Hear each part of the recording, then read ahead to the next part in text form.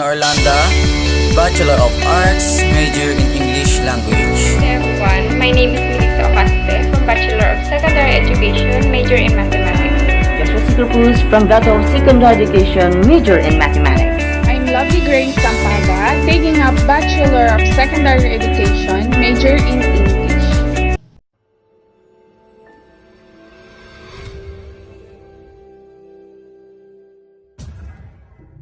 So what is NAFTA? NAFTA means North American Free Trade Agreement. NAFTA or North American Free Trade Agreement is a trade agreement made between the governments of Mexico, Canada, and the United States for the purpose of eliminating trade barriers among them. The agreement is between the US, Canada, and Mexico and was initially created to help lower costs of trade and bolster North American trade. The agreement eliminated almost all tariffs and taxes on imports and exports. The agreement also rid the three countries of trade barriers. The implementation of NAFTA or North American Free Trade Agreement on January 1, 1994 brought the immediate elimination of tariffs on more than one-half of Mexico's exports to the US and more than the one-third of US exports to Mexico. So who started NAFTA? NAFTA, signed by Prime Minister Brian Mulroney, Mexican President Carlos Salinas, and US President George H.W. Bush. NAFTA has generated economic growth and rising standards of living for the people of all three countries.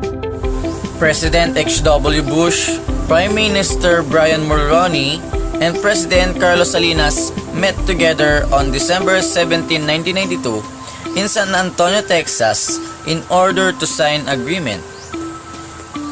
The agreement was then given to each country's legislative in order to make changes and approve or protect American workers. US partners must follow same environment practices and regulations like theirs. By the time all the changes were made, Bill Clinton became President of the US and two Canadian Prime Ministers came into office, and they are Campbell and Chrétien. Then which country benefited the most from NAFTA?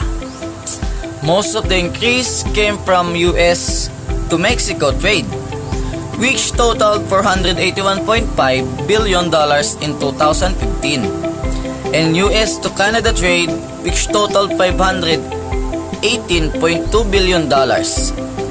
Trade between Mexico and Canada, though by the far fastest growing channel between 1993 and 2015, totaled just $34.3 billion. So these are the purposes of N.A.F.T.A.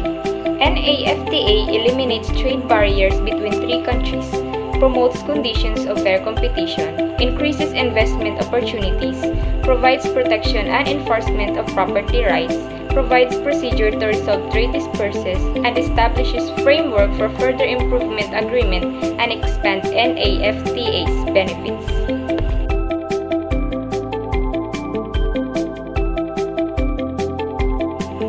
North American Free Trade Agreement or N.A.F.T.A. was a three-country accord negotiated by the governments of Canada, Mexico, and the United States.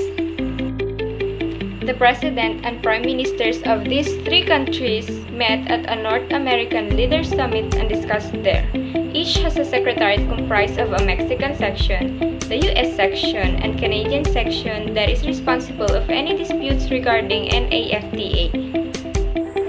Advantages of membership: allow 450 million of people to trade with each other at a lower cost, reduce inflation by decreasing cost of imports, create agreements on international rights for business investors, reduce cost of trade, greatly benefit and help growth in small businesses, increase trade in all goods and services, responsible for $1.6 trillion goods and services every year, increase GDP, foreign direct investment.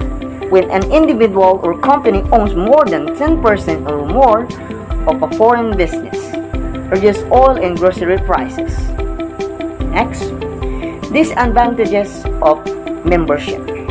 Loss of jobs. U.S. manufacturers send jobs to Mexico for cheaper. Jobs are lost. Farmers put out of business. International impact in Mexico. U.S. jobs are getting sent to Mexico. Cheap labor exploitation. Local Mexican farmers cannot compete with U.S. subsidized farm products. Mexican environment destroyed pollution. Trade increase in products and goods. GDP growth 46%. Mexican oil is imported for less and more foreign investment. NAFTA international impact in Canada. Canada's trade with US has grown 80%. US to Canada and Mexico to Canada trade for $484 billion. Growth in exports, successful in automotive equipment, machinery and parts, and industrial goods. Growth in imports contributed to Canada's attractiveness to foreign investors. What does NAFTA mean for US? NAFTA mean for US increase in GDP 5% a year. Boosted US farm exports, eliminated high Mexican tariffs, created trade surplus in service, financial services, and healthcare, reduced oil and gas prices, increase in foreign direct investment, U.S. jobs lost, U.S. wages suppressed, can compete with European Union, and can compete with China and its trade agreement.